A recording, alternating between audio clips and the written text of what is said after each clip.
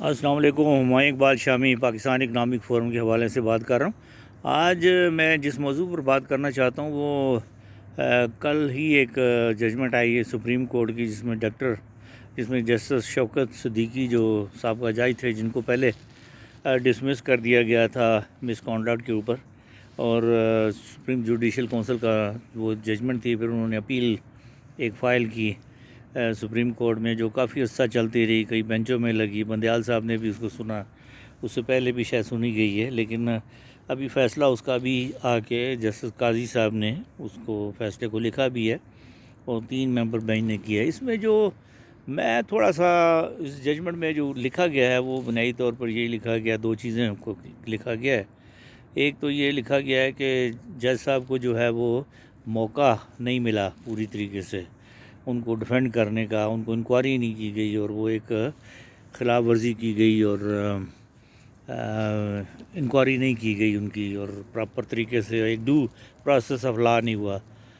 تو اس لحاظ سے وہ جو سپریم جوڈیشل کونسل کی کارروائی تھی وہ غیر قانونی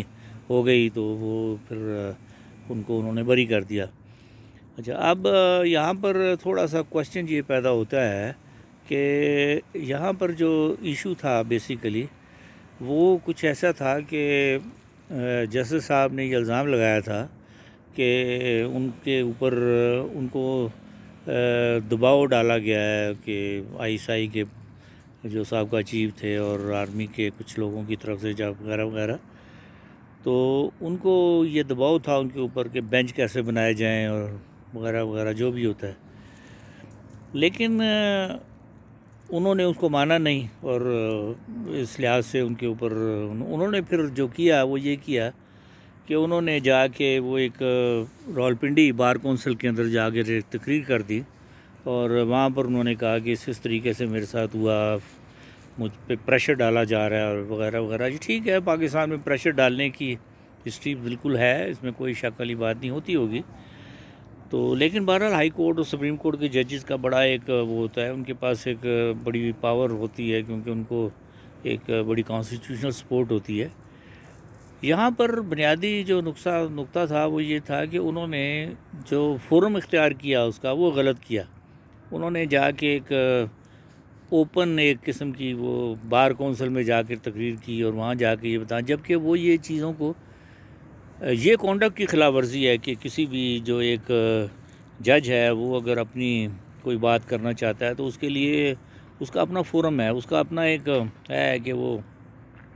اس کے بارے میں چیف جسٹس کو مطلع کر سکتا تھا، وہ سپریم کورٹ میں کہ چیف جسٹس کو مطلع کر سکتا تھا، تو لیکن اس کو ایک تقریر جلسہ کا بنا دینا، اور اس کا مجھے نہیں سمجھ آتی کہ اس کا کرنے کا کیا مقصد تھا، تو وہ تو مس کانڈکٹ تو ایک قسم کا وہ بن گیا اس کا، اس لحاظ سے کہ ایک شخص جو ہے وہ اپنے اس سے، کیونکہ وہ پبلک کسی اس طرح کے اپنا موقف اس طریقے سے نہیں جج دے سکتا، کوئی بھی سرکاری ملازم بھی نہیں دے سکتا، یہ سرکاری ملازم بھی پابندی ہوتی ہے کہ وہ پریس کانفرنس نہیں کر سکتا اپنے وقت کے بارے میں، جو بھی ایک طریقہ کار ہے، ٹھیک ہے، ان کے ممکن ہے ان کے اوپر پریشر ہو، بالکل ٹھیک کہہ رہے ہوں گے وہ۔ تو اب اس چیز کی انکوائری، دوسری بات یہ ہے کہ انکوائری نہیں کی گئی ہے۔ پہلی بات اس میں ایک چیز یہ ہے کہ انکوائری کا لکھا تو ہے کانسٹیٹیوشن میں، لیکن پروسیجر نہیں دیا ہوا ہے کہ انکوائری کیسے، کیا سٹیپس ہوں گے، کیا CPC کی طرح کی انکوائری ہوگی جو سول پروسیجر کوڈ میں ہوتی ہے، ایسا کچھ نہیں، ایک انکوائری ہے۔ انکوائری کا بنیادی مقصد ہوتا ہے پوچھ گچھ، ایک تحقیقات کرنا۔ اب تحقیقات میں اگر کسی کو بلایا جاتا ہے اور اس سے جواب لیا جاتا ہے، جواب لے کے اسے پرسنلی سن لیا جاتا ہے، اور بات کو اگر وہ اس کو تو وہ انکوائری ہو جاتی ہے۔ تو اب یہاں پر ان میں یہ جو لکھا گیا ہے فیصلے میں موجودہ کہ جی ان کے خلاف جو تھی کچھ لوگ، شاید ان کے خلاف کوئی 1-2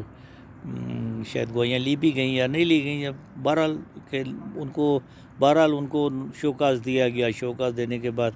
ایک دفعہ ان کو بلوایا بھی گیا، لیکن ڈیو پروسیس آف لا نہیں ہوا۔ ڈیو پروسیس آف لا کا جو ذکر ہے وہ کیا سٹیپس ہیں، اس کا تو کوئی ذکر ہی نہیں ہے کانسٹیٹیوشن میں۔ سپریم جوڈیشل کونسل کے اپنے رولز بھی شاید اس بارے میں کوئی کلیئر نہیں ہے، میرا نہیں خیال ہے کہ ایسی چیز ہے۔ پھر دوسری بات یہ ہے کہ اگر ان کو وہ اس میں یہ فیصلے میں کہا گیا کہ جب ان کے خلاف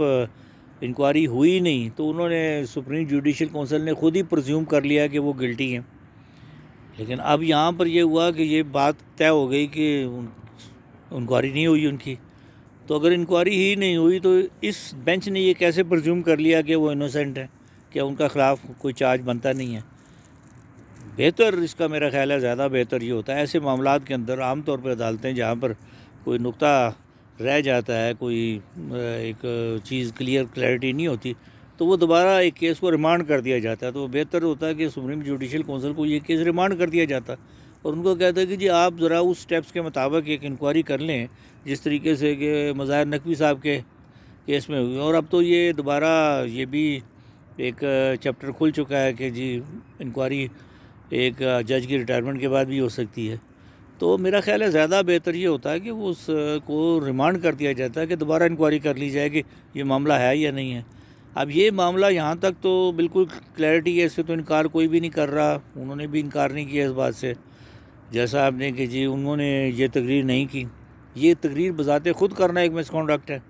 اب اس تقریر کے اندر جو الزامات لگائے گئے کیا وہ الزامات صحیح ہیں یا غلط, ساری بحث اسی پہ ہو رہی ہے کہ وہ صحیح ہیں یا غلط ہے. تو وہ تو انکوائری پراپر میں ہو سکتا تھا کہ اگر چلیں الزامات صحیح ہیں یا غلط ہیں. ایون میں سمجھتا ہوں اگر وہ الزامات صحیح بھی ہیں, مان لیا جاتا ہے کہ وہ بات ایسے ہو بھی جاتی, تب بھی وہ جو ایک خود تقریر کرنا کسی ایک اوپن فورم کے اندر, تو ایک جج کے لیے, ایک سٹنگ جج کے لیے میں نہیں سمجھتا ہوں کہ وہ کسی لحاظ سے وہ ایک کانڈکٹ رول کی خلاف ورزی نہیں ہے. تو بہرحال یہ دیکھنا چاہیے کیونکہ اس طریقے سے فیصلے جو ہیں وہ بار بار اسے بڑے کنٹراڈکٹری بعض کا فیصلوں میں آ جاتی ہے. تو زیادہ بہتر ہوتا ہے میں سمجھتا ہوں کہ اگر اس کو انکوائری کو دوبارہ سے کروا لیا جاتا, سپریم جوڈیشل کونسل کو دوبارہ یہ ریفر کر دیا جاتا معاملہ کہ یا آپ اس کو دیکھ لیں, اگر ان کو موقع دیں پوری طریقے سے, اور اس کے بعد وہ فائنڈنگ جو آتی وہ اس کے مطابق وہ فیصلہ ہو جاتا. تو بہرحال یہ میرا اپنا ویو ہے کیونکہ ایک ججمنٹ ہوئی ہے تو میں اس کے اوپر سمجھتا تھا کہ اس میں کچھ تھوڑا سا اپنا اظہار خیال کر دوں. تو بہرحال بہت شکریہ جناب, تھینک یو.